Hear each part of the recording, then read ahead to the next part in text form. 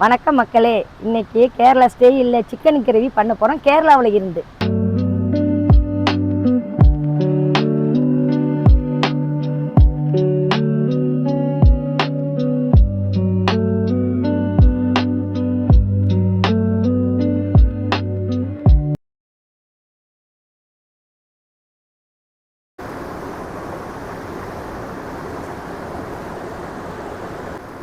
வீட்டில் சிக்கன் கறி வாங்கிட்டு வந்திருக்கோம். அதை ஆற்று தண்ணியில் கழுவிக்கிறோம்.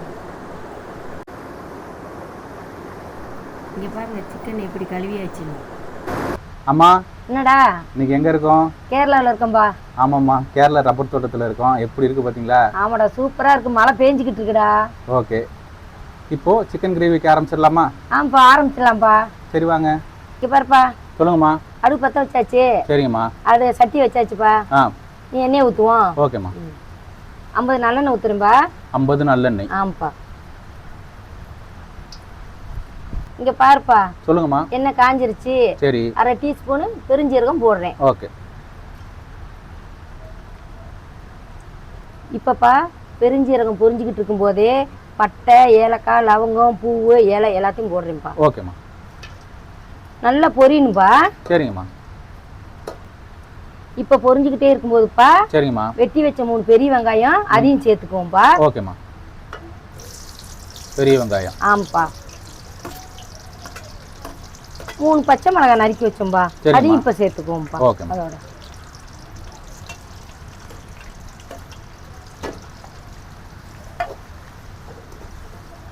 பச்சை மிளகாய், வெங்காயம் எண்ணெயிலே வதங்குற மாதிரி நல்லா கிண்டி விடணும்பா. சரிங்கம்மா. வெங்காயம் நல்லா வதங்கிட்டு இருக்குப்பா. 3 டீஸ்பூன் இஞ்சி பூண்டு பேஸ்ட் சேர்த்துக்கலாம். ஓகேம்மா. 3 டீஸ்பூன் இஞ்சி பூண்டு பேஸ்ட் சேர்க்குறீங்க? ஆமாப்பா, 1 கிலோ கறி இல்ல. ஆமா, அதனால இஞ்சி பூண்டு பேஸ்ட் நல்லா வதங்குற அளவுக்கு கிண்டி விடணும்ப்பா. ஓகேம்மா. நல்லா வதங்குதா, வாசம் வருதா? ஆமாம்மா. வதங்கிட்டு இருக்கும் போதேப்பா 3 தக்காளி நறுக்கி வச்சோம்ல, அதை போட்டுக்கிறேன்பா. ஓகேம்மா.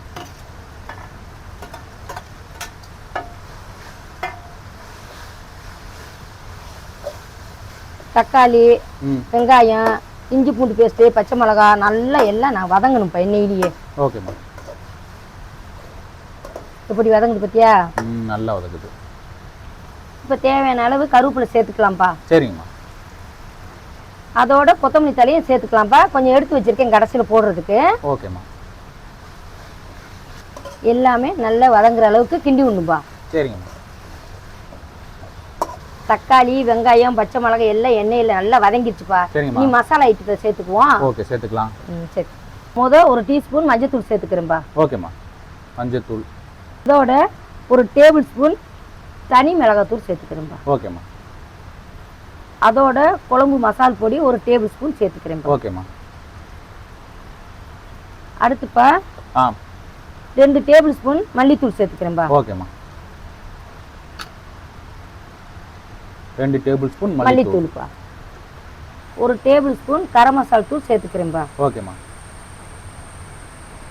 1 டீஸ்பூன் காஷ்மீர் மிளகாத்தூள் சேர்த்துக்கிறேன்பா. ஓகேம்மா. கடைசியா 1 டேபிள் ஸ்பூன் கோழி குழம்பு பொடி சேர்த்துக்கிறேன்பா. சரிங்கம்மா. எல்லா மசாலாவும் சேர்த்தாச்சுப்பா. சரிங்கம்மா. தக்காளி, வெங்காயம், பச்சை மிளகாய் இதில் சேர்ற மாதிரி நல்லா கிண்டி விடுவோம்ப்பா. ஓகேம்மா. இந்த பாருப்பா, நல்லா இப்படி கிண்டி விடணும்ப்பா. சரிங்கம்மா. மசாலா வந்து எல்லாத்துலேயும் சேரணும். சேர்ற மாதிரி இப்படி நல்லா கிண்டி விடணும்ப்பா. கேரளாலப்பா சிக்கன் கிரேவிக்கு தேங்காய் சேர்த்துவாங்கப்பா. நம்ம எல்லாம் அரைச்சி வச்சிருக்கோம்ப்பா. தக்காளி, தேங்காய், வெங்காயம், கசகசா அதை ஊற்றுவோம்ப்பா. ஓகேம்மா. அரைச்சி வச்ச தேங்காயெல்லாம் மசாலா சேர்ற மாதிரி நல்லா கிண்டி விடணும்ப்பா. சரிங்கம்மா. இப்படி நல்லா கிண்டி விட்டுக்கிறோம். இப்போ எல்லா மசாலாவும் சேர்த்தாச்சுப்பா. இப்போ கறியை சேர்த்துக்குவோம். ஓகேம்மா.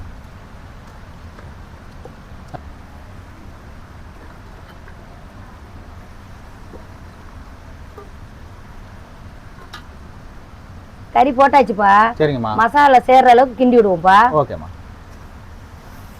கறி மசாலா நல்லா சேரணும்பா. அப்படி நல்லா கிண்டி விடணும்பா. ஓகே.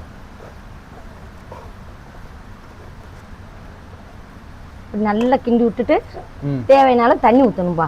ஓகே. அது வேகிறதுக்கு. சரி. தேங்காய் அரைச்ச மிக்சி சாறில் ஒரு டம்ளர் தண்ணி ஊற்றி அதையும் கழுவி ஊற்றிக்கணும்பா. ஓகேம்மா. இது வந்து ஒரு டம்ளர் தண்ணி. ஆமாப்பா. நல்லா முங்குற அளவுக்குப்பா தண்ணி ஊற்றிக்கணும்பா. ஓகே. மசாலா கறி எல்லாம் தண்ணியில் சேர்ற மாதிரி நல்லா இப்படி கிண்டணும்பா. ஓகேம்மா. கிண்டி விட்டு தேவையான உப்பு போடுவோம். ஓகேம்மா. இப்போ 2 டேபிள் ஸ்பூன் உப்பு சேர்த்துக்கிறேன். ஓகேம்மா.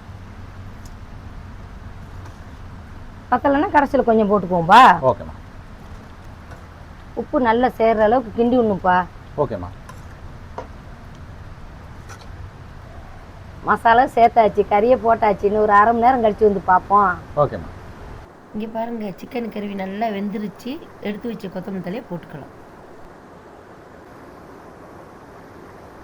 இப்போ நல்லா கிண்டி விட்டுட்டு இறக்கலாம். அவ்வளோதான், Kerala style chicken gravy ready. இன்னைக்கு கேரளா ஸ்டைலில் சிக்கன் கிரேவி நல்லா வந்திருக்கு. நீங்களும் செஞ்சு பாருங்கள். அடுத்த வீடியோவில் பார்க்கலாம்.